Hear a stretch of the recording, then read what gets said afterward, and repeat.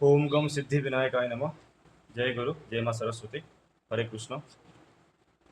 पंचम अध्याय आमे 15 श्लोक जाए पढ़ी आ 15 नंबर श्लोक आप देखिए बहुत बढ़िया जिनस कहला आमे से आलोचना करथिले जे सर्वव्यापी परमेश्वर कहारी पापकर्म कि कहारी शुभकर्म किछि भी ग्रहण करती नहीं। ना पापकर्म ग्रहण करती ना शुभकर्म ग्रहण करती, किंतु अज्ञान द्वारा ज्ञान ढांकी हो रही। तेणु अज्ञान मनुष्य माने मोहित होउछंती एवं से भावुंट जे से कर्म सब ग्रहण होउछि बोली, किंतु वास्तव में आमर कौन प्रकार कर्म ग्रहण ही हेउना। तापर 16 नंबर श्लोक देखंतु। ज्ञानेनम तो तद्ज्ञानम जेसाम नासितमात्मनः तेषामादित्यवच ज्ञानम प्रकाशयति तत्परम। जो मानकर सही अज्ञान परमात्मांकर तत्व ज्ञान द्वारा नष्ट करा जाइछि, माने जो मानकर सही अज्ञान माने जार अज्ञानटा परमात्मांकर ज्ञान को आवृत कर देइछे, से मानकर ज्ञानटा सूर्यंकर सदृश से सच्चिद आनंद घन परमात्मा को प्रकाशित कर दिए। माने जो अज्ञानटा परमात्मा ज्ञान द्वारा नष्ट करा जाइछे, माने धरा जो आम पाखे किसी गोटे अज्ञान थिला, आम गीतार आलोचना द्वारा से अज्ञानटा आमर पलैला, तो आम कौन कहीपर जे परमात्मा द्वारा दि जाइथिबा ज्ञान द्वारा आमर से अज्ञानटा दूर होला। से आमर ज्ञान रूपक सूर्य उदय हेले। तद्बुद्धो यस्तदात्मानं स्तन्यस्ता तत्परायणः गच्छन्त्य पुनरावृत्तिं ज्ञान निर्धूत कल्मषः। ज्ञान निर्धूत कल्मषः माने जो मानकर मन ईश्वरीय हो जाइछे, जो मानक बुद्धि ईश्वरीय हो जाइछे, सत चित आनंद घन परमात्मा ठारे ही जो मन निरंतर एक ही भाव स्थित हुवंती, एतादृश तत्परायण पुरुष माने ज्ञान द्वारा पाप रहित होई अपुनरावृत्ति अर्थात परम गति प्राप्त हुवंती। अपुनरावृत्ति माने सेटा बारंबार पुनरावृत्ति हेबनी, माने तांकर पापटा बारंबार पुनरावृत्ति हेबनी। माने वान्स जो भूल करदे से भूल करदे, किंतु परमात्मा द्वारा यदि ज्ञान मिलगला आ सब बेले परमात्मा से ज्ञान रे निजको अनुसरण आ अनुकरण जदि किए करिला, ताहले तांकर ज्ञान से पाप रहित हो अपुनरावृत्ति हो, माने बारंबार तांकर पापटा पुनरावृत्ति हेबनी। से आमर जो मन डर रोचे आम ने तो नेगेटिव करले कि नेक्स्ट टाइम आउ कौन नेगेटिव आम द्वारा हो कि बोले डर रोचे सब बेले, तो सेटा आमर रहीबनी बोले आम कि जानिबा ना। आमको अपुनरावृत्ति जदि आमको करिवार अछि, अपुनरावृत्ति पुण्य करिवार अछि, जो पुण्य की जो पुण्य के पाप द्वारा आवृत हब ना, माने अपुनरावृत्ति पाप से पाप आ बारंबार रिपीट हब ना, तो सही ज्ञान आमको अपुनरावृत्ति परम गति प्राप्त देव। से बोली आमको ईश्वरीय शरण होगा पड़े बोली भगवान कहते।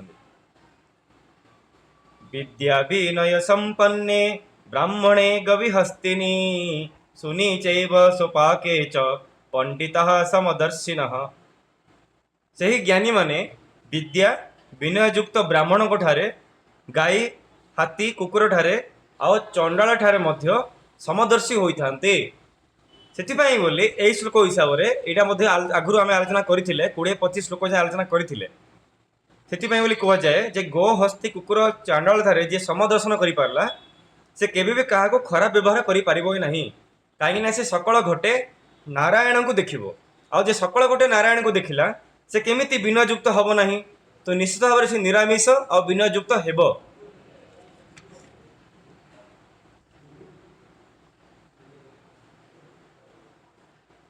देखो आउ गोटे क्वेश्चन आसो आप क्वेश्चन आसो, जो क्वेश्चन कि मते ए श्लोकर आलोचना है समय आमर हेडक्वार्टर रे ए विषय आलोचना होता, मोर मन रे क्वेश्चन आसला जे कौन सर्वत्र समभाव रखुवा जे ज्ञानी पुरुष माने समस्त को समान व्यवहार करते, ये क्वेश्चन आसो।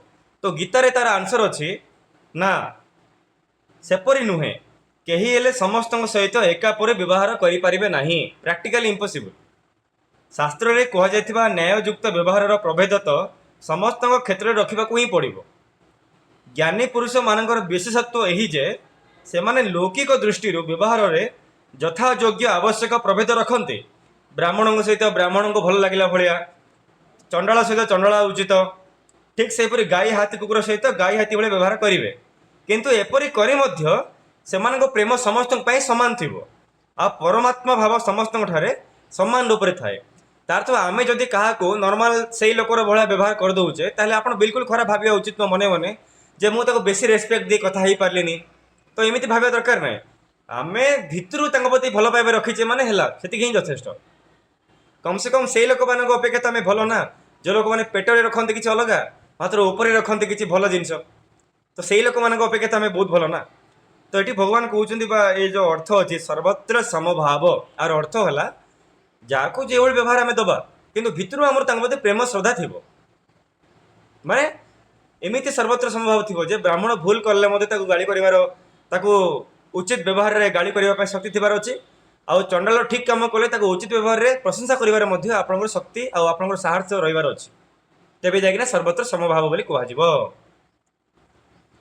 जेपरी मनुष्य निजर मस्तक हस्त पाद आदि अंग मान सहित व्यवहार रे ब्राह्मण क्षत्रिय वैश्य शूद्रंग भली प्रभेद रखे कहीं पुरुष सूक्तम रे कहगला ब्राह्मण से मुखमासीद बाहुराजन्यकृत उरु तदस्य जदवश्य पदभ्याम शूद्रम अजायत माने ब्राह्मण हेले काल पुरुषर मुख चले ब्राह्मण बाहु हेले क्षत्रिय वक्षस्थल हेले बा अंटा पाखापाखि हेले वैश्य एवं पाद हेले शूद्र किंतु पाद बिना शरीर चलो कि तेणुक शूद्र माने जरूरी जी ब्राह्मण जरूरी किंतु जेहेतु ब्राह्मण द्वारा काम आग को जाए बा विशेष लक्ष्य है गोड़र जे आम देह को सुस्थ रखा से बोले जो जो काम आम मुंड कह से काम गोड़ कर कि मुंड कहले तो गोड़ कर ना आपन जो इच्छा हो नी गोड़ पलैब कि जो इच्छा हो तो गोड़ जीव ना तो से इच्छाटा क्या द्वारा है बुद्धि द्वारा है आ से बुद्धिटा किए दिहला तो से बुद्धि को बुद्धि द्वारा जो सब जिन से बुद्धि को ब्राह्मण बोली कहगला से समाज ब्राह्मण है बुद्धि जदि ब्राह्मण आ गाई प्रताड़ित हेबे ताले समस्त बुद्धि आउ लक्ष्मी प्रताड़ित हेले से बोली आम संसार बर्तमान कहीं भाषुची कहीं हैरान होची बोले गाई आ ब्राह्मण एम सामान शिक्षा आ सामान स्वास्थ्य सामान संपद नहीं से बोली समस्या होची तेणु कौन अंगरे आम आघात लगे आघात लगे संभावना थिले आम जिन तार प्रतिकार चेष्टा करुचु सेमती व्यवहार में विपत्ति पड़ुले समस्त तत्वज्ञानी सामान व्यवहार करती किंतु हृदय रे समस्त प्रति भल पाइबा सामान थी व्यवहार हुए तो सामान्य डिफरेन्स थी पारे प्रभेद थी पारे इहैव त्यज्यते सर्गो जेषां साम्ये स्थितं मनः निर्दोषं हि समं ब्रह्म तस्मात् ब्रह्मणि ते स्थिताः जो मानकर मन समभाव अवस्थित सेमानंकर द्वारा यही जीवित अवस्था ही समग्र संसार विजित होता है माने जार मन समान भाव में ये अवस्था थी समस्त न्याय दृष्टि थी से माने बंची था माने जो शरीर भितर जीवित था से माने संसार जय करदे जेहेतु सच्चिदानंद घन परमात्मा निर्दोष आउ समान तेणु से सच्चिदानंद घन परमात्मा ठारे ही अवस्थान करती कौ मैंने जो मैंने समान दृष्टि समस्त को देखती ये समान दृष्टि अर्थ है कौन ना न्याय दृष्टि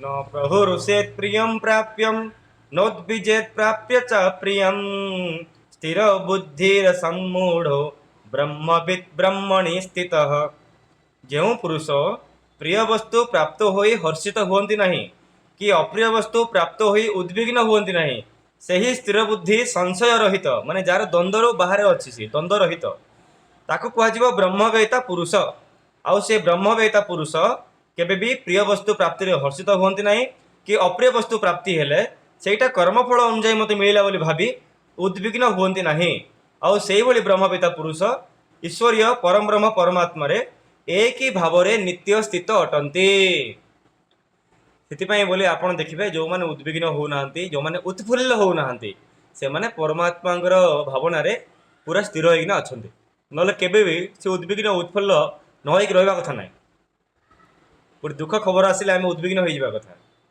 सुख खबर आने उत्फुल्ल हो जावा कथा जदि आम ये होने बेसी कांदुना कि बेसी हसुने बालांस रोचे तार तो धीरे धीरे आमर एकाग्रता ईश्वरीय प्रति बढ़ला बाह्य स्पर्शे स्वशक्तात्मा विन्दत्यात्मनि यत्सुखं स ब्रह्म योगयुक्तात्मा सुखमक्षयमश्नुते। बाह्य विषय रे आसक्ति रहित अंतःकरण विशिष्ट साधक आत्मारे जो ध्यान जनित सात्विक आनंद रही ताहा प्राप्त हुंती। तापर सच्चिदानंद घन परम ब्रह्म परमात्मा ध्यान रूपक जोगरे अभिन्न भाव में अवस्थित होइथिबा ସେହି पुरुष अक्षय आनंद अनुभव करती। तो अक्षय आनंद केमिति अनुभव करिपरिबा आमे 24/7 ना भगवान एठी कहउछंती बाह्य स्पर्शे स्वशक्तात्मा विन्दत्यात्मनि यत्सुखम। बाह्य विषय रे जार आसक्ति जे भांगी देछि बाह्य विषय प्रति आउ अंतःकरण तार हृदयटा से सात्विक वातावरण रहिबा बोली हृदय को सिनी बने देछि। माने से हृदय आज मते पियाज रसुण मिललानी आज टिके सुका पड़ा मिललानी आज मु केंति बंचिबी जो एमित सब जो बुढ़ी बुढ़ा मान जो भावना अच्छी सब माने नॉनवेज न खाइले बंची पारिबेनी कि आमे कहि परिबा जे कोआ टिके बुली न गले बंची पारिबेनी कोन टिके न हेले माने गोटे जिंस जे न होला बा जदी हेई गला ताल तंग प्रॉब्लम ही जिवो। तो एडजस्टमेंट नहीं मन को बुझे कि ना एडजस्टमेंट नहीं जबरदस्ती एडजस्टमेंट अच्छी। तो से भली व्यक्ति माने आसक्ति रहित हो पारे ना। तो आसक्ति रहित होगा पड़ो अंतःकरण पूरा सात्विक भर्ती हो अच्छे। तो से भाव जार अंतःकरण विशिष्ट साधक आत्मारे जो ध्यान जनित सात्विक आनंद रही प्राप्त हुंते।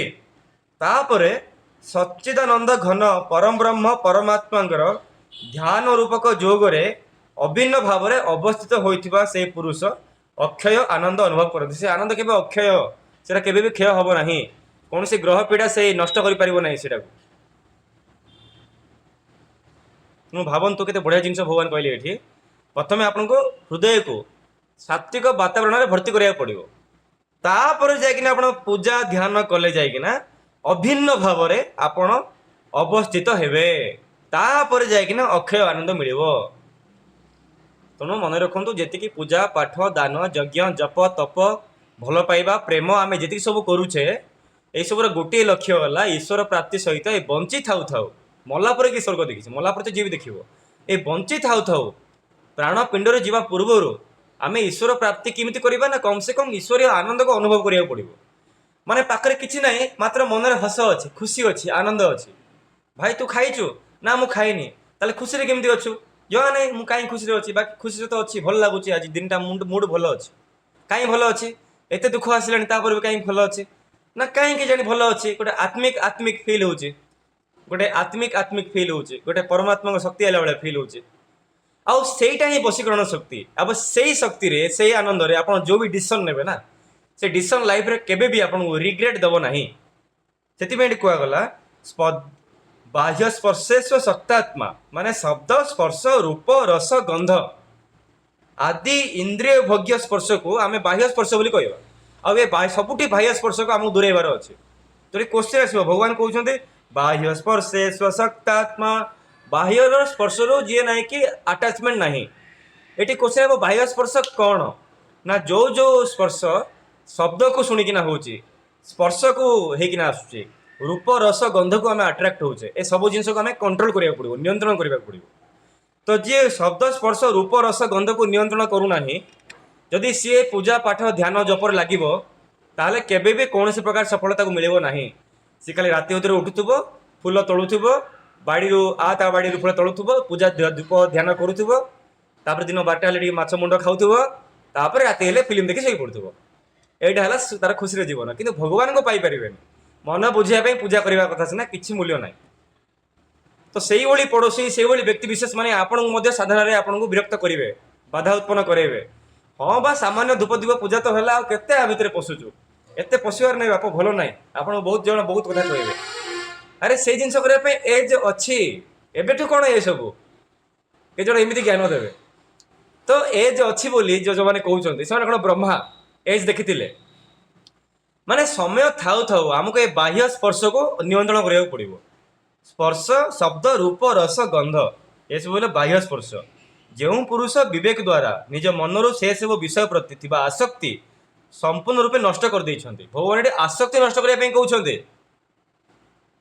आसक्ति नष्ट करने कहते भगवान कहना जे बास्ना तो पका शुंग ना रूम परफ्यूम घरे गोटे आज मार ना भल ड्रेस पिंधिकिना बाहर बुल ना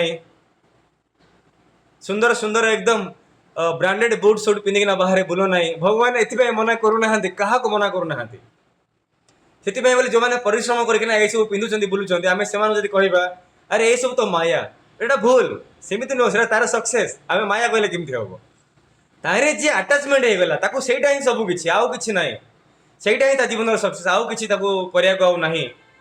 से जगह से माया से भगवान कहते आसक्ति भांगे कहते से जिनटा को दूरे देवाई कहना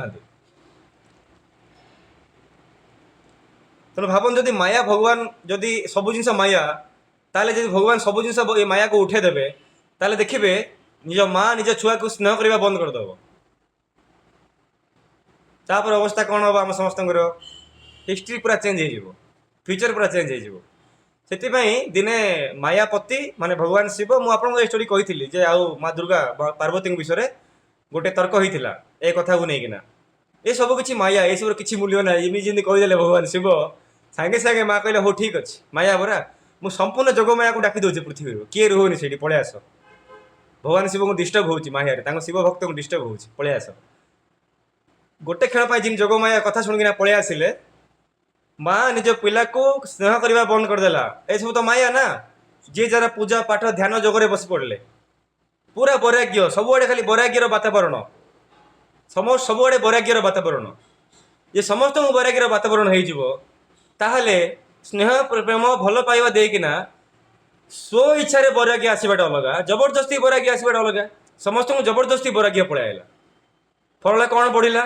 रियूडनेस बढ़ला ये गोटे सब्जेक्टिव टॉपिक सब क्लियर बुझीपारे फिर भी मुझे जदि जबरदस्ती वैराग्य पड़ाइला आपन को गोटे वितृष्णा पड़ाइब आपन को प्रत्येक जिनस प्रति माने गोटे विरक्ति पड़ाइब माने क्रोधरे वैराग्य आइला टाइप हो माने जबरदस्ती वैराग्य आइला टाइप माने स्नेह प्रेम वैराग्य आसबनी से भगवान शिव कहले ना ना तुमको माया को पठेवा पड़ो मोर कथा मोर मतलब से नाला कहीं भगवान कथा भूलेले क्या सेमती नुह कहले माँ माया बरा खराब हो माने देह को नहीं गले सांगे सांगे माने माँ कहवा अर्थ कौन जो मायार बहुत भैल्यू अच्छी किंतु जी से मायार अट्राक्ट हम आटाचमेंट हम से तार दोष मुझे भी कहनी मो मायार बांधिकिना रुह बोली आती मुझे समस्त मनोकामना जल्दी पूर्ण करुच्ची कहीं जी मनोकामना पूर्ण है लोक मैंने आहरी आगे जातु आहरी सुविधा पातु ताने से मायार बांधे मुझे मनोकामना पूर्ण करूनी माँ पार्वती यहाँ कहले ये कौन शिखिले जे आपण भावतु पूर्व जो सब टेक्नोलोजी प्रजुक्ति विद्या थिला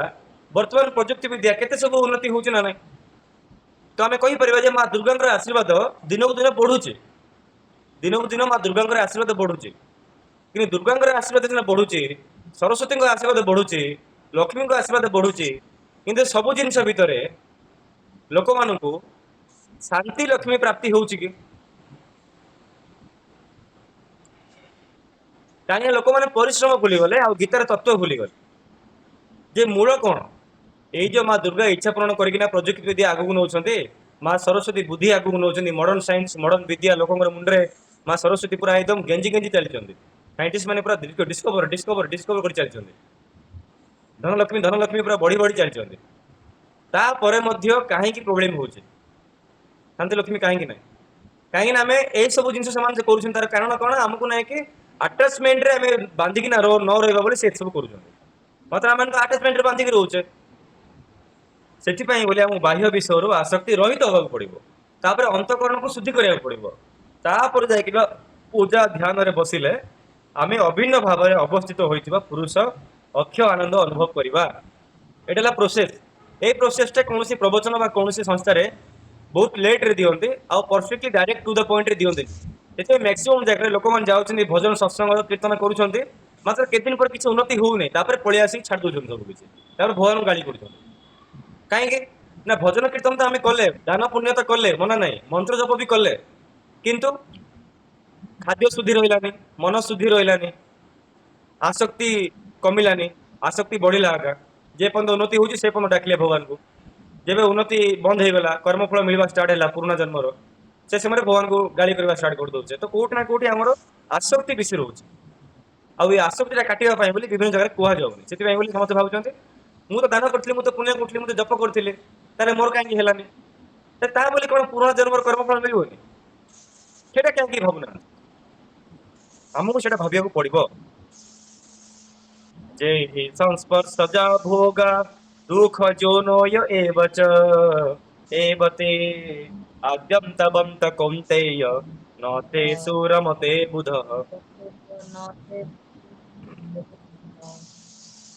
ଯେହି ସଂସ୍ପର୍ଶଜା ଭୋଗା ମାନେ ଇନ୍ଦ୍ରିୟ ତଥା ବିଷୟ ମାନଙ୍କ ସଂଯୋଗରୁ ଉତ୍ପନ୍ନ ହେଉଥିବା ଯେଉଁ ଭୋଗ ଗୁଡିକ ରହିଛି, ଟିକେ ମ୍ୟୁଟ କରିଦେବେ ମ୍ୟାଡାମ, ଆୱାଜ ଆସୁଛି। ଇନ୍ଦ୍ରିୟ ତଥା ବିଷୟ ମାନଙ୍କର ସଂଯୋଗରୁ ଉତ୍ପନ୍ନ ହେଉଥିବା ଯେଉଁ ଭୋଗ ଗୁଡିକ ରହିଛି, ମାନେ ଯେତିକି ଭୋଗ ଗୁଡିକ ଇନ୍ଦ୍ରିୟ ସଂଯୋଗରୁ ଆସୁଛି, ମାନେ ଏଇ ଯୋଉ ସ୍ପର୍ଶ, ଶବ୍ଦ, ରସ, ଗନ୍ଧ, ରସ, ରୂପ, ଏସବୁ ଯେତେବେଳେ କଣ କି ଇନ୍ଦ୍ରିୟ ସଂଯୋଗରୁ ଏତିକି ସବୁ ଆସୁଛି। ଯେତିକି ଇନ୍ଦ୍ରିୟ ସଂଯୋଗରୁ ଆସୁଛି, ଭଗବାନ କହୁଛନ୍ତି ଯେତିକି ଜିନିଷ ଇନ୍ଦ୍ରିୟ ସଂଯୋଗରୁ ଆସୁଛି, ଏ ସବୁ ଯାକ ବିଷୟ ପୁରୁଷ ମାନଙ୍କୁ ସୁଖ ପ୍ରତୀତ ହେଲେ ମଧ୍ୟ ନିଃସନ୍ଦେହ ଦୁଃଖର ଯୋଡ ଏହି ଇନ୍ଦ୍ରିୟ ରୂପକ ଭୋଗ ଗୁଡିକ ହିଁ ଅଟନ୍ତି। କାହିଁକିନା ଏମାନଙ୍କର ଆଦି ଅଛି ଆଉ ଅନ୍ତ ଅଛି। ସେଥିପାଇଁ ସୁଖ ଯେବେ ଅନ୍ତ ହେଇଯିବ, ସେବେ ଦୁଃଖ ଆରମ୍ଭ ହବ। ଆଦି ଅନ୍ତ ବିଶିଷ୍ଟ ଅର୍ଥାତ୍ ଅନିତ୍ୟ ଅଟନ୍ତି। ତେଣୁ ହେ ଅର୍ଜୁନ, ତେଣୁ ବୁଦ୍ଧିମାନ ବିବେକୀ ପୁରୁଷ କେବେ ବି ମୋହର ସହିତ, ମମତ୍ୱର ସହିତ ସେଇ ସବୁ ଇନ୍ଦ୍ରିୟ ସୁଖରେ ରମଣ କରନ୍ତି ନାହିଁ। ଇନ୍ଦ୍ରିୟ ସୁଖରେ ରମଣ କରିବା ଉଚିତ ନୁହଁ, କାହିଁକିନା ଇନ୍ଦ୍ରିୟ ସୁଖର ଶେଷରେ ଆମକୁ ଦୁଃଖ ମିଳିବ। ଯାହାର ସେ ପ୍ରତି ମୋହ ନଥିବ, ସେମାନଙ୍କୁ ଦୁଃଖ ଏଥିପାଇଁ ମିଳିବନି, କାହିଁକିନା ଦୁଃଖ ଆସିଲେ ଯେମିତି ସୁଖରେ ମୋହ ନଥିଲା, ସେମିତି ଦୁଃଖରେ ମଧ୍ୟ ସ୍ପୃହା ନଥିବ। ସେଥିପାଇଁ ଦୁଃଖଟା ଜଣା ପଡିବନି। ବାସ୍ତବରେ ଦୁଃଖ ଆସିବ, ମାତ୍ର ଜଣା ପଡିବନି, କାହିଁକିନା ସୁଖଟା ଆପଣଙ୍କୁ ଜଣା ପଡିଲାନି ନା, ସୁଖଟା ଆପଣଙ୍କୁ ଉତ୍ଫୁଲ୍ଲ କରିପାରିଲାନି। ସୁଖରେ ଆପଣ ସ୍ଥିର ଥିଲେ, ତ ଦୁଃଖରେ ବି ଅଟୋମେଟିକାଲି ସ୍ଥିର ହିଁ ରହିବେ, ପୁରା ଲଜିକ। शक्नोति हे वजः सोढुं प्राक् शरीरो विमोक्षणात् काम क्रोधोद्भवं वेगं स युक्तः स सुखी नरः। काम क्रोधोद्भवं वेगं स युक्तः स सुखी नरः। ଯେଉଁ ସାଧକ ଏ ମନୁଷ୍ୟ ଶରୀର ନାଶ ହୋଇଯିବା ପୂର୍ବରୁ ହିଁ କାମ କ୍ରୋଧରୁ ଉତ୍ପନ୍ନ ହେଉଥିବା ବେଗ ସହିଯିବାକୁ ସମର୍ଥ ହୋଇଯାଆନ୍ତି, ସେହି ପୁରୁଷ ଯୋଗୀ, ଆଉ ସେ ହିଁ ସନ୍ନ୍ୟାସୀ ସୁଖୀ। ଏଟାକୁ ଗୋଲ ବୁଲାନ୍ତୁ, ଆଉ ଏଟାକୁ ଘୋଷିକିନା ମନେ ରଖିବେ। ମୁଁ ନେକ୍ସଟ କ୍ଲାସରେ ଏଇ ଶ୍ଲୋକ ଆଉ ଅର୍ଥ ଆପଣଙ୍କୁ ପଚାରିବି। ଆଉ ବର୍ତ୍ତମାନ ପାଇଁ ସମସ୍ତଙ୍କ ଅନୁରୋଧ, ଏଇ ଶ୍ଲୋକକୁ ସମସ୍ତେ ଉଚ୍ଚାରଣ କରନ୍ତୁ।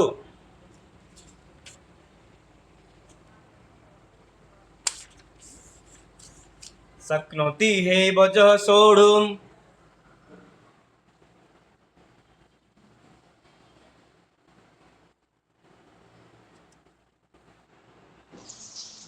शक्नोति हे वजः सोढुं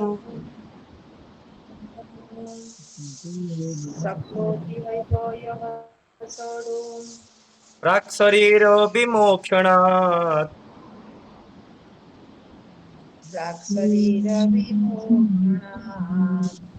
काम क्रोधाद्भवं वेगं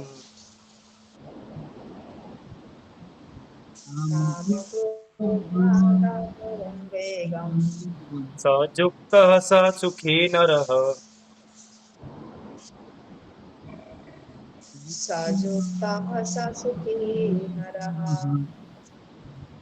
আর অর্থ ଆପଣ କଣ ବୁଝିଲେ? ଶକ୍ନୋତି ହେ ବଜଃ ସୋଢୁଂ ମାନେ ମୃତ୍ୟୁ ପୂର୍ବରୁ, ପ୍ରାକ୍ ଶରୀର ବିମୋକ୍ଷଣାତ୍, ପ୍ରାକ୍ ମାନେ କଣ? ପୂର୍ବରୁ। ଶରୀର ବିମୋକ୍ଷଣାତ୍, ଏ ଶରୀର ମରିଯିବା ପୂର୍ବରୁ ଆମକୁ କାମ କ୍ରୋଧରୁ ଯୋଉ ବେଗ ଆସୁଛି ମନରେ, ତାକୁ ଯିଏ ସହିଗଲା, କାମ କ୍ରୋଧରେ ପ୍ରଭାବିତ ହେଇକିନା ଡିସିସନ ନେଲା ନାହିଁ, ସଂଯମ ରଖିଲା, ବାସ୍ତବରେ ସେ ହିଁ ଯୋଗୀ ଅଟେ, ସେ ହିଁ ସୁଖୀ ଅଟେ। ଆମେ ସେଇଟା ନ କରିକିନା ଆମେ କହିବା ନା ମୁଁ ତ କର୍ମ କରେ, ମୁଁ ତ କର୍ମ ଯୋଗୀ, ସେଇ ଲୋକ ଏକ ନମ୍ବର ମିଛ କହୁଛି, କାହିଁକିନା ସିଏ କାମ କ୍ରୋଧ ବେଗକୁ ସହିଯିବାକୁ ସମର୍ଥ ନାହିଁ। ସେଥିପାଇଁ ବୋଲି ଯିଏ କାମ କ୍ରୋଧ ରୁ ଉତ୍ପନ୍ନ ହେଉଥିବା ଯୋଉ ବେଗ, ଯୋଉ ସ୍ପିଡନେସ୍ ଆମ ମନରେ ଆସୁଛି, କାମନାର ସ୍ପିଡନେସ୍, କାମନା ସହି ପାରୁନେ, କ୍ରୋଧକୁ ସହି ପାରୁନେ, ସାଙ୍ଗେ ସାଙ୍ଗେ ରିଆକ୍ସନ ଦେଇ ଦଉଛେ, ଆକୁ ଯଦି ଆମେ ସହି ପାରୁନେ, ତା ଅର୍ଥ ଆମେ ସକ୍ସେସ୍ ହେଇନାହିଁ। आम के जोगी हो पारे आम सुखी हो पारे नहीं। ये जीवन सक्सेस केतबे जितेबाला आम काम क्रोधर उत्पन्न होता बेग को सहीजा से आम हेलु जोगी से आम सुखी। से 23 नंबर श्लोक को आप घोषिकी मन रखिए। मुझे पचारि आपण मैंने कहे लेखि लेखिकी प्राक्ट करूँ। यहाँ बहुत इंपोर्टाट जी भी पचारे आपन को डिस्टर्ब कर साधना आपड़ कहे जे वास्तव में जोगी है सी जे काम क्रोधर उत्पन्न होता विभिन्न प्रकार बेग को सहीबार शक्ति रखे से ही जोगी से ही सुखी।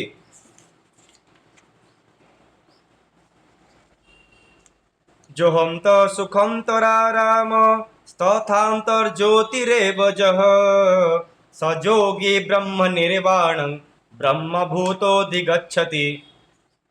जो पुरुष ब्रह्म भिन्न अन्य किछि नहीं बोली निश्चय करे समष्टि अंतरात्मा ही सुखयुक्त आत्मा रमणकारी तथा आत्मा ही ज्ञानयुक्त अटंती सच्चिदानंद घन परम ब्रह्म परमात्मा सहित एक ही भाव प्राप्त से ही सांख्य योगी शांत ब्रह्म को प्राप्त होइथान्ते।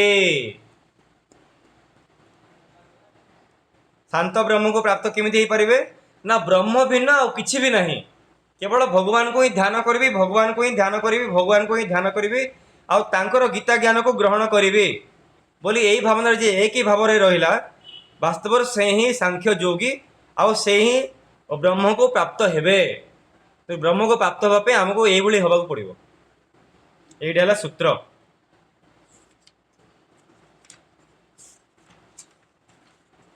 लभन्ते ब्रह्म निर्वाण मृषय क्षीण कलमसः छिन्न द्वेधा जतात्मान सर्वभूत हिते रतः।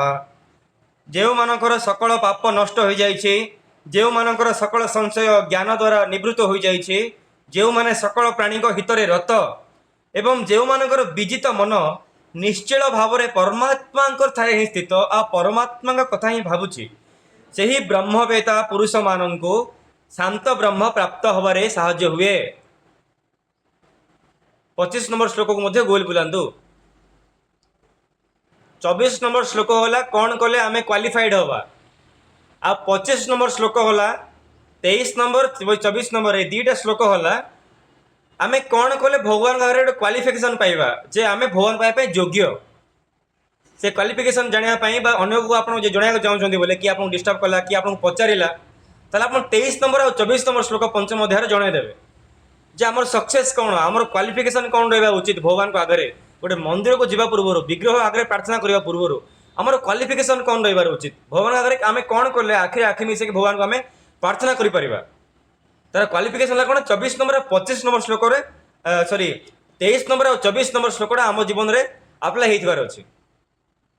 तार फल कौन रिजल्ट कौन ना रिजल्ट कह गला 25 नंबर श्लोक से गोल बोलेबे मन रखिबे जो मानकर सकल पाप नष्ट हो जाइए जो मानकर सकल संशय आउ तो द्वंद्व गीता ज्ञान द्वारा निवृत्त हो जाइए से ही सकल प्राणी जो माने सकल प्राणी को हितरे रत मिलू कि न मिलू अन्य को हेल्प करवाटा करेंगे हितरे रत अन्य हितरे आप रत अच्छा जो मानकर विजित मन निश्चल भाव में परमात्मा एकदम पूरा निश्चल भाव में स्थित अच्छे से को ब्रह्मवेता कह ब्राह्मण बा ब्राह्मण ब्रह्मवेता पुरुष से ब्रह्मवेता पुरुष माने शांत ब्रह्म को प्राप्त हेबे एथिरे तिले मात्र द्विधा तथा अत्युक्ति नहीं।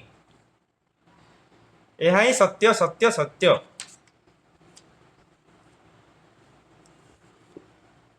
जत्र जोगेश्वरः कृष्ण जत्र पार्थो धनुर्धर तत्र से विजय भूतिर ध्रुवा नीतिर्मतिर्मम।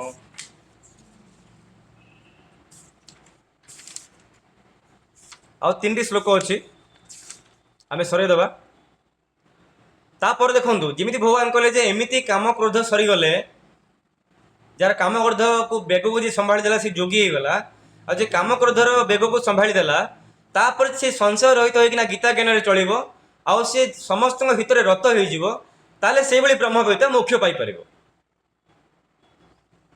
काम क्रोध विजुक्तानं जतिनं जत चेतसाम अभितो ब्रह्म निर्वाणं वर्तते विदितात्मनम। काम क्रोधर जे ऊपर को उठी जाइए जार मन को सी जय कर देचे विजित विजित चित्त ମାନେ ଚିତ୍ତ को जी ना जय कर देछि माने विजित माने से चित्त आ बारंबार ताको डिस्टर्ब करिवो नै तार चित्त एकदम दृढ़ हो जाइछि विजित हो जाइछि आउ जे परम ब्रह्म परमात्मा साक्षात्कार करने ପାଇଁ ବୋଲି गीता ज्ञान को जीवन रे प्रयोग करिछि सेही पुरुष मानक ପାଇଁ सकल दिगरे शांत परब्रह्म परमात्मा ही परिपूर्ण होइकी रही थांते।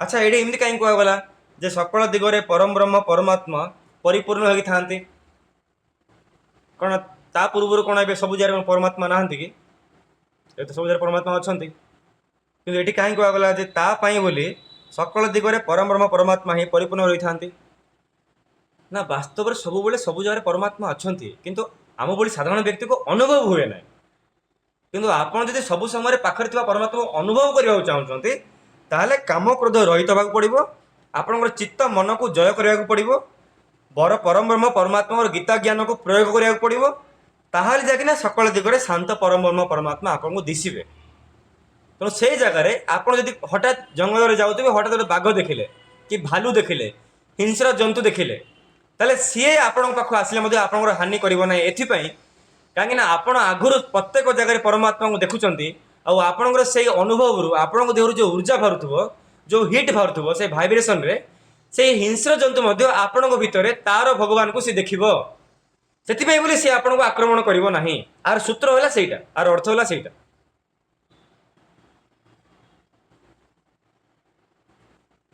से परमात्मा ज्ञान आम जीवन में आम प्रयोग करने गीता ज्ञान को आम आधार करने पड़ो से काम क्रोध रहित आ विजित चित्त होगा पड़ो विजित चित्त माने संपूर्ण भाव चित्त को जय करा पड़ो जहाँ लक्ष्य बनले ताहा लक्ष्य ये समय रेगुलाली मुझे पूजा ध्यान करी माने पूजा ध्यान करवाटा करी केते भी आशा असुविधा हो मुझे चेष्टा करी से समय ही करने तो विजित चित्त किंबा मो मन कौन प्रकार डिस्टर्ब हो गला ताले पूजा पाठ से बंद करें समय अच्छी मैंने ग्यारंटी करी तो सहीटा विजित चित्त आ से विजित चित्त आसवाटा ही जीवन सफलता से आसुनी बोले जीवन सफल होनी स्पर्शान् कृत्वा बहिर्बाह्यां चक्षुर्सेवान्तरे भुवो प्राणपानो समो कृत्वा नासाभ्यन्तरचारिणौ जतेन्द्रिय मनोबुद्धिर्मुनिर्मोक्षपरायणः विगतेच्छा भय क्रोधो ज सदा मुक्त एव सह बाह्य विषय भोग मान को आपण यदि चिंतन करेंगे नहीं ताहले कह विजित चित्त से सब को बाहर ही त्याग करदे नेत्रर दृष्टि को ये जो भूदयर मध्यवर्ती स्थान रे निबद्ध करेंगे नेत्रर दृष्टि को ए भूदय एटा भूदयर मध्यवर्ती स्थान रे एकदम निबद्ध करी नासिका द्वयर माने नाक द्वयर आभ्यंतर रे विचरण करुवा प्राण एला प्रश्वास प्राण आ जो छाड़ुचंती अपान वायु आकु समान गति करदे माने समान भाव में नेबे रखिकिना समान भाव में छाड़े एवं मनर ये जो भूलता मध्य आप ध्यान करेंगे यही बारंबार ध्यान करने द्वारा अंतकरण शुद्धि हेब आउ जो मोक्ष परायण मुनि मन बुद्धि आ इंद्रिय मान को संयत करि इच्छा भय क्रोधरु रहित होई एही भाव में प्राण अपान वायु को ध्यान रे जोग कराते सही मुनि सर्वदा मृत्यु पूर्वर मुक्त ही अटंती आ मृत्यु पर तो मुक्त हेबे स्वाभाविक देखो 27-28 श्लोक के बड़ जिनस कहगला आध्यात्मिक रहस्य एकदम पुंजी बाह्य विषय भोग मान को चिंतन करने को हब नहीं से सब को बाहर ही त्याग करदे नेत्रर दृष्टि को भूदयर मध्यवर्ती स्थान रे निबद्ध करेंगे एमती ध्यान रे बाह्य जिनस मनरू काढ़ीदेवे से सबूर किसी भैल्यू नहीं मूल्य नहीं से सब है माने अंतिम लक्ष्य नुह से सब चिरंतन नुह से सब है नष्ट प्राय तेणु बाह्य जिनस को बाहर ही छाड़ा पड़ो नेत्र दृष्टि को भूदयर मध्यवर्ती स्थान निबद्ध करेंगे आई भाव में जोग प्राणायाम कर सुविधा हम बोले ही आगे सन्यासी लोक मैंने नहीं जंगल को जाऊे ताकि बाह्य जिनस प्रभाव पड़ो ना बोली किंतु जो मैंने गृहस्थ भाव में भी या प्राक्ट करदे से रियल सन्यासी नासिका देहर आभ्यंतर रे विचरण करुवा जो प्राण अपान को आपण समान करदे ताहले जाकि आपण मोक्ष परायण हो गले ଏହା ଦ୍ୱାରା ଆପଣଙ୍କ ମନ ବୁଦ୍ଧି ଇନ୍ଦ୍ରିୟ ସଂଯତ ହୋଇଯିବ। ତାପରେ ଆପଣ କାମ କ୍ରୋଧକୁ ସମ୍ଭାଳି ପାରିବେ ଆଉ ଚିତ୍ତ ବିଜିତ ହୋଇଯିବ। ତାପରେ ଆପଣଙ୍କର ଇଚ୍ଛା, ଆପଣଙ୍କର ଭୟ, ଆପଣଙ୍କର କ୍ରୋଧ ଆପଣଙ୍କ ନିୟନ୍ତ୍ରଣରେ ପଳେଇ ଆସିବ। ତାପରେ ଯାଇକିନା ମନ ସର୍ବଦା ମୁକ୍ତ ଅବସ୍ଥାକୁ ପଳେଇ ଆସିବ। ତାପରେ ଆପଣ ମୁନି ବୋଲାଇବେ। ଆଉ ଯିଏ ମନକୁ ନିୟନ୍ତ୍ରଣ କରିପାରିଲା ସିଏ ହେଲା ମୁନି। ଆଉ ସେଇଭଳି ଅବସ୍ଥାରେ ସେଇ ମୁନି ସର୍ବଦା ମୁକ୍ତ ହିଁ ଅଟନ୍ତି। କେତେ ବଡ଼ କଥା ଦେଖନ୍ତୁ, ମାନେ ଷ୍ଟେପ୍ ୱାଇଜ୍ କୁହାହେଇଛି। ମାନେ ବାହ୍ୟ ଜିନିଷ ବାହାରେ ଛାଡ଼ିବେ, ଅନ୍ତଃକରଣ ଶୁଦ୍ଧି କରିବେ, ପ୍ରାଣାୟାମ କରିବେ, ପ୍ରାଣ ଅପାନ ବାୟୁକୁ ଶୁଦ୍ଧି କରିବେ। ଏମିତି ବାରମ୍ବାର ଅଭ୍ୟାସ କରିବା ପରେ ଯାଇକିନା ଇଚ୍ଛା, ଭୟ, କ୍ରୋଧ, କାମକୁ ନିୟନ୍ତ୍ରଣ କରିବାରେ ଆପଣ ସକ୍ଷମ ହେବେ। ତାପରେ ଯାଇକିନା ବାରମ୍ବାର ହରିନାମ କୀର୍ତ୍ତନ ତଥା ଧ୍ୟାନ ଜପରେ ଆପଣ ମୋକ୍ଷ ପରାୟଣ ହେବେ। ତାପରେ ଯାଇକିନା ମୋକ୍ଷ ପାଇବେ। ଆଉ ସଦ୍ଗୁରୁ ମାନେ ଏସବୁ ପ୍ରାକ୍ଟିସ୍ କଷ୍ଟ କରିଛନ୍ତି। ଶେଷ ଶ୍ଲୋକ, ଭୋକ୍ତାରଂ ଯଜ୍ଞ महाराज ତପସାମ୍। କୁହନ୍ତୁ ଆଜ୍ଞା। ସେ ଯୋଉ ପ୍ରାଣ ଅପାନ ବାୟୁ ତାଙ୍କୁ କଣ୍ଟ୍ରୋଲ କରି ରଖୁଛନ୍ତି, କାହିଁକି କଣ ନିଶ୍ୱାସ ଟା ତାଙ୍କେ ଯୋଉ ଯୋଗୀ ମାନେ ପୁରା ବନ୍ଦ କରିଦଉଛନ୍ତି ନା କଣ? ନା ନା, ୱିଥାଉଟ୍ ନିଶ୍ୱାସରେ ତାଙ୍କେ ପ୍ରାଣାୟାମ କରୁଛନ୍ତି ନା କଣ? ପ୍ରାଣାୟାମର ଅର୍ଥ ହେଲା, ଏବେ ଆପଣ ଯେ ଆମେ କଥାବାର୍ତ୍ତା ହେଉଛେ, ଏସବୁ ଯେଉଁ ପଢ଼ୁଛେ, ଏଇ ସମୟରେ ଆପଣ ଦେଖିବେ ଆପଣଙ୍କର କେବେ ବି ଧ୍ୟାନ ଏଇ ନିଶ୍ୱାସ ପ୍ରଶ୍ୱାସ ନଥିବ। ମାନେ ଆମ ବାଟେ ଆମେ ନିଶ୍ୱାସ ପ୍ରଶ୍ୱାସ ନେଉଛେ, କିନ୍ତୁ ଆମର ଧ୍ୟାନଟା ଏଇ ଜିନିଷ ପ୍ରତି ଅଛି। ତ ଭଗବାନ କହୁଛନ୍ତି ତମେ କୋଉ ବି କାମ କର, ତମର ଧ୍ୟାନଟା ସେ ନିଶ୍ୱାସ ପ୍ରଶ୍ୱାସ ଥିବାର ଅଛି। ଆଉ ଗୋଟେ ବ୍ୟକ୍ତିର ଯଦି ନିଶ୍ୱାସ ପ୍ରଶ୍ୱାସ ଧ୍ୟାନ ଗଲା, ସେ କେବେ ବି ନାହିଁ କି ଜୋର ନିଶ୍ୱାସ ପ୍ରଶ୍ୱାସ ନେବ ନାହିଁ। ସେ ଚାହିଁବ ଯେ ମୁଁ ସ୍ଲୋରେ ନେବି ବୋଲି। କାରଣ ତାକୁ ଫିଲ୍ ହବ ଯେ ମୋର ନାହିଁ କି ପ୍ରାଣ ମୁଁ ଜଲ୍ଦି କାହିଁକି ସରେଇବି, ଯାହାକୁ ବି ଫିଲ୍ ହବ। ସେଥିପାଇଁ ଆପଣ ଦେଖନ୍ତୁ, ଯେତେବେଳେ ନିଶ୍ୱାସ ପ୍ରଶ୍ୱାସ ପ୍ରତି ଆମର ଧ୍ୟାନ ଯାଉଛି, ଆମେ ଅଟୋମେଟିକାଲି ବେଶୀ ସ୍ଲୋରେ ନେବା। ମାନେ ଏମିତି ଭାବନା ଆସେ ସମସ୍ତଙ୍କୁ, ଗୋଟେ ଛୋଟ ପିଲାକୁ ବି ଏମିତି ଭାବନା ଆସିବ। ଏମିତି କାହିଁକି ନା, ଅନକନସିୟସଲି ଆମ ମନରେ ଭଗବାନ ପିଲାଦିନଠୁ ଗୋଟେ ଛୋଟ ପିଲାକୁ ବି ସେ ମାଇଣ୍ଡ ଅଲରେଡି ଦେଇଦେଇଛନ୍ତି। ଯେତେବେଳେ ନିଶ୍ୱାସ ପ୍ରଶ୍ୱାସ ଜଣଙ୍କର ଭାବନା ପଳେଇ ଆଇଲା, ତାର ମନେ ପଡିଲା ଯେ ନିଶ୍ୱାସ ପ୍ରଶ୍ୱାସ କଥା, ଆପଣ ଦେଖିବେ ସେ ଜୋରରେ ଆରାମସେ ନିଶ୍ୱାସ ନେବ, ରଖିକିନା ଛାଡ଼ିବ। ଆଉ ସେଇଟା ଯଦି ଆମେ ରେଗୁଲାର ବେସିସରେ ପ୍ରାକ୍ଟିସ କରୁଛେ ଦିନ ସାରା, ତାର ନାଁ ହେଲା ପ୍ରାଣାୟାମ, ଆଉ କିଛି ନାହିଁ। ଆଉ ସେଇ ଜିନିଷଟା କଇଁଚ କରୁଛି ବୋଲି କଇଁଚ 300 ବର୍ଷ ବଞ୍ଚୁଛି। ଆଉ ଆଗରୁ ଲୋକମାନେ ମଧ୍ୟ ଶୁଦ୍ଧ ବାୟୁରେ ସେଭଳି କରୁଥିଲେ, ସେଥିପାଇଁ ବୋଲି 130 ବର୍ଷ ପର୍ଯ୍ୟନ୍ତ ବଞ୍ଚୁଥିଲେ। ବର୍ତ୍ତମାନ 30-40 ବର୍ଷରେ ମଧ୍ୟ ବଞ୍ଚି ଅସୁବିଧା ହେଇଯାଉଛି।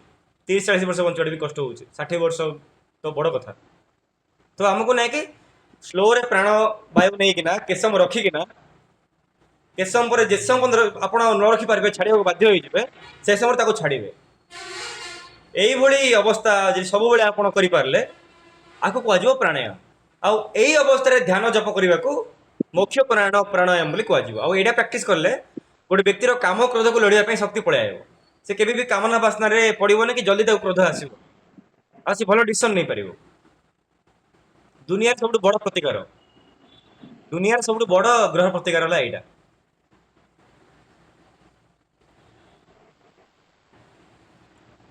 ହେଲେ କେତେ ଯୋଗୀ ଆଜିରେ ରହୁଥିଲେ ନା, ତାଙ୍କେ ପୁରା ବାୟୁଟା ବି ବନ୍ଦ କରି ତାଙ୍କେ ରହୁଥିଲେ ହଁ, ସାଧନାରେ। ଏଇଟା ବାରମ୍ବାର ଯେମିତି ପ୍ରାକ୍ଟିସ ଆମର କରିବା ଦ୍ୱାରା, ପ୍ରହ୍ଲାଦ ନା ଧ୍ରୁବ କରିଥିଲେ। ବାରମ୍ବାର ପ୍ରାକ୍ଟିସ କରିବା ଦ୍ୱାରା ଆମର ଯେଉଁ ମୂଳାଧାର ଚକ୍ର ଅଛି, ମୂଳାଧାରରୁ କୁଣ୍ଡଳିନୀ ଚକ୍ରରୁ ମୂଳାଧାର ଚକ୍ର, ତାପରେ ମଣିପୁର ଚକ୍ର, ସେ ଯେଉଁ ଆମ ଦେହରେ ଯେଉଁ ବୀର୍ଯ୍ୟ ଅଛି, ଆଉ ସ୍ତ୍ରୀଙ୍କ ଦେହରେ ଯେଉଁ ପିରିୟଡ଼ ହୁଏ, ଯେଉଁ ରଜ ଅଛି, ଯେଉଁମାନେ ବ୍ରହ୍ମଚର୍ଯ୍ୟ ପାଳନ କରିକିନା ଧ୍ୟାନ କରନ୍ତି ଆଉ ଉଚିତ ଫଳମୂଳ ଖାଇକିନା ଏକାଦଶୀ ଉପବାସ କରନ୍ତି, ତାଙ୍କର ବୀର୍ଯ୍ୟ ରଜ ସାଫିସିଏଣ୍ଟ ବଢ଼େ। ତ ସେଇ ଜାଗାରେ କ'ଣ ହୁଏ, ଯଦି ଆପଣ ଶୀର୍ଷାସନ କରିବେ ମୁଣ୍ଡ ତଳକୁ ଗୋଡ଼ ଉପରକୁ, ତାହେଲେ ସେ ବୀର୍ଯ୍ୟ ରଜ ଆମର ଏଇଠୁ ଉପରକୁ ଆସିବା ପାଇଁ ଚେଷ୍ଟା କରେ।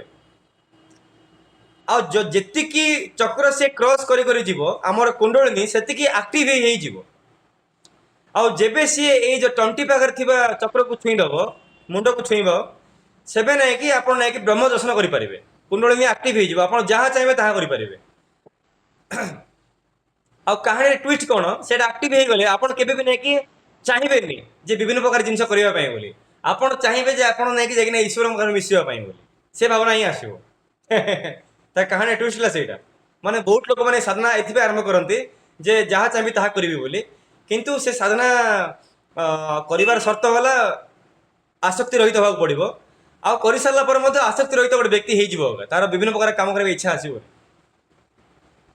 ସେଥିପାଇଁ ବୋଲି ବହୁତ ଯୋଗୀ ମାନେ ଯୋଉ ଶ୍ୱାସ ପ୍ରଶ୍ୱାସକୁ ଅଟକେଇକି ରଖନ୍ତି ଧ୍ୟାନ ବଳରେ, ସେଟା ସେ ମଣିପୁର ଚକ୍ରରୁ ମୂଳଧାର ମଣିପୁର ସହସ୍ରାର ଏସବୁ ଚକ୍ର ଯାକ ଡେଇଁ ଡେଇଁ ଆସିଲା ପରେ ତାଙ୍କର ଅଭ୍ୟାସ ହେଇଯାଏ। ସେଥିପାଇଁ ସେମାନେ ବହୁତ ସମୟ ପର୍ଯ୍ୟନ୍ତ ନିଶ୍ୱାସ ପ୍ରଶ୍ୱାସକୁ ଅଟକେଇ ରଖନ୍ତି, ପ୍ରାକ୍ଟିସ୍ ହେଇଯାଏ। ଆଉ ସେମିତି ରଖିକିନା ସମାଧି ନିଜ ପ୍ରାଣବାୟୁକୁ ନିଜ ଇଚ୍ଛା ଅନୁଯାୟୀ ମୁଣ୍ଡ ପନ୍ଦ ନେଇକିନା ନିଜ ଇଚ୍ଛା ଅନୁଯାୟୀ ପ୍ରାଣକୁ ସମାଧିରେ ଛାଡ଼ି ହବ, ନିଜ ଇଚ୍ଛା ଅନୁଯାୟୀ ପ୍ରାଣ ଛାଡ଼ିକିନା ମୋକ୍ଷ ପାଇହବ। ସେଥିପାଇଁ ପ୍ରାଣ ଛାଡ଼ିବା ପାଇଁ ଦୁଇଟା ରାସ୍ତା ଅଛି, ଗୋଟେ ହେଲା ସମାଧି ଆଉ ଗୋଟେ ହେଲା ଆତ୍ମହତ୍ୟା। ଆତ୍ମହତ୍ୟା ସମାଧି ଲଗଭଗ ସମାନ, କିନ୍ତୁ ଗୋଟେ ପତଳା ଗାର ଅଛି କ'ଣ, ଆତ୍ମହତ୍ୟାରେ ଆପଣ ଚାହୁଁନାହାନ୍ତି, ଜବରଦସ୍ତି ଆପଣଙ୍କ ଦେହରୁ ସୁସାଇଡ୍ କଲେ ଆତ୍ମାର ପ୍ରାଣ ଯିବ, ସେଟା ଜବରଦସ୍ତି ଯିବ, ଆଉ କୌଣସି ବାଟରୁ ଯିବ ସେଟା ଠିକଣା ନାହିଁ। କିନ୍ତୁ ସମାଧିରେ କ'ଣ, ସେଟା ଆପଣ ନିଜ ଇଚ୍ଛା ଅନୁଯାୟୀ ପ୍ରାଣ ଛାଡ଼ିଲେ, ମାନେ ଯମ ଆସିକି ଦୌଡ଼ି ମାରିକିନା ଆପଣଙ୍କୁ ନେଇନାହାନ୍ତି, ନିଜ ଇଚ୍ଛା ଆପଣ ଛାଡ଼ିବେ। ମାତ୍ର ସେଇଟା କ'ଣ, ନିଜ ଇଚ୍ଛା ଅନୁଯାୟୀ ଆପଣ ଏଇ ଯୋଉ ଭ୍ରୁଲତା ଉପରେ ଯୋଉ ଆପଣଙ୍କର ସହସ୍ର ଚକ୍ର ଅଛି ପଦ୍ମ, ଏ ସହସ୍ର ପଦ୍ମ ଭିତରୁ ନିଜ ଇଚ୍ଛା ଅନୁଯାୟୀ ଛାଡ଼ିବେ। ତ ସେଇ ଜାଗାରେ ଆପଣ ସଦ୍ଗୁରୁ ନିଜେ ଗୋଟେ ଗୁରୁ ହେଇଗଲେ, ତ ଆପଣଙ୍କ ସିଧା ପରମାତ୍ମାଙ୍କୁ ଦର୍ଶନ ହବ, ଅନ୍ୟ କୁଆଡ଼େ ଯିବେନି ସେଇଟା। ତ ଆପଣଙ୍କ ସେଇଟା ବହୁତ ଶକ୍ତିଶାଳୀ ହେଇଗଲା ସେଇଟା। ସେଥିପାଇଁ ସମାଧିରେ ପହଞ୍ଚିବା ପୂର୍ବ ଲୋକମାନେ ବା ଯୋଗୀମାନେ, ଲୋକ ନୁହଁ ଯୋଗୀମାନେ, ସେମାନେ ନିଜର ସେଇ ଆପଣ କହିଲା ଭଳିଆ ପ୍ରାଣକୁ ନେଇକି ଅଟକେଇକି ରଖନ୍ତି, ଆଉ ନିଜ ସବୁ ଅଙ୍ଗ ପ୍ରତ୍ୟଙ୍ଗରୁ ଯେତିକି ତାଙ୍କ ପ୍ରାଣ ଶକ୍ତି ଅଛି ସବୁକୁ ଝିକି ଆଣିକି ଏକତ୍ରିତ କରିକିନା ଗୋଟେ ଗୋଟେ ଚକ୍ରକୁ ଡେଇଁ ଡେଇଁ ଡେଇଁ ଡେଇଁ ଏମିତି ଉପରକୁ ଆଣନ୍ତି। ତାକୁ କୁହାଯାଏ କୁଣ୍ଡଳିନୀ ଚକ୍ର ଆକ୍ଟିଭେସନ୍, ଯାହାକି ସନ୍ଦୀପନୀ ଆଶ୍ରମରେ ଭଗବାନ ଶ୍ରୀକୃଷ୍ଣଙ୍କୁ ଏଇ ଜ୍ଞାନ ସନ୍ଦୀପନୀ ଋଷି ଦେଉଥିଲେ। ଆଉ ବଶିଷ୍ଠ ଋଷି ମଧ୍ୟ ରାମାୟଣରେ, ବାଲ୍ମୀକି ରାମାୟଣରେ ବଶିଷ୍ଠ ଋଷି ମଧ୍ୟ ରାମଚନ୍ଦ୍ରକୁ ଏଇ ବିଷୟରେ କହିଛନ୍ତି। ସେଥିପାଇଁ ବିଶିଷ୍ଟ ତନ୍ତ୍ର ବିଷୟରେ ରାମାୟଣ ମହାଭାରତ ସୂଚନା ମିଳେ। ତେଣୁ ଆପଣ ଯେଉଁଟା କହିଲେ ସତ କଥା, ଠିକ୍ କଥା, ସେଇଟା ପସିବୁଲ୍।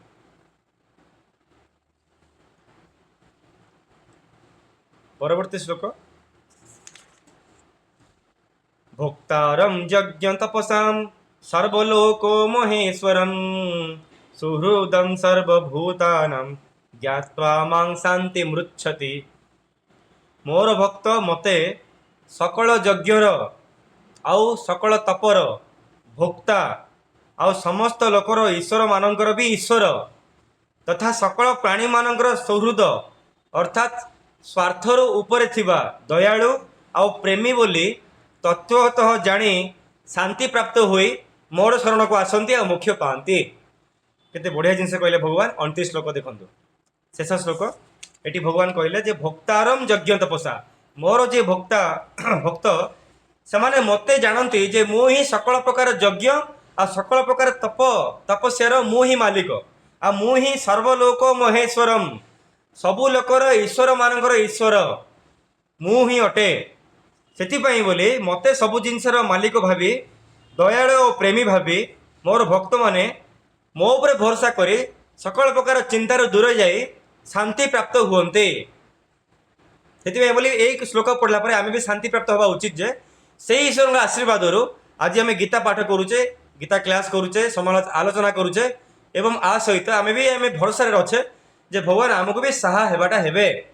କାହିଁକିନା ଆମେ ଯାହା ଶରଣକୁ ଯାଇଛେ ସେ ହେଲେ ଶାନ୍ତ ଚିତ୍ତ, ସ୍ୱାର୍ଥ ରହିତ ଦୟାଳୁ ଏବଂ ପରମ ପ୍ରେମୀ, କରୁଣାର ସାଗର, ସର୍ବଲୋକ ମହେଶ୍ୱରମ୍। ଓಂ ତତ୍ସଦିତି ଶ୍ରୀମଦ୍ଭଗବଦ୍ଗୀତା ସୁପନିଷତ୍ସୁ ବ୍ରହ୍ମ ବିଦ୍ୟାୟାं ଯୋଗଶାସ୍ତ୍ରେ ଶ୍ରୀକୃଷ୍ଣାର୍ଜୁନ ସଂବାଦେ कर्म संन्यास योगो नाम पंचमोऽध्यायः। ओम नमो भगवते वासुदेवाय। जत्र योगेश्वर कृष्ण जत्र पार्थ धनुधर तत्र से विजय भूते ध्रुवा नीतिर्मतिर्मम। ओम नमो भगवते वासुदेवाय।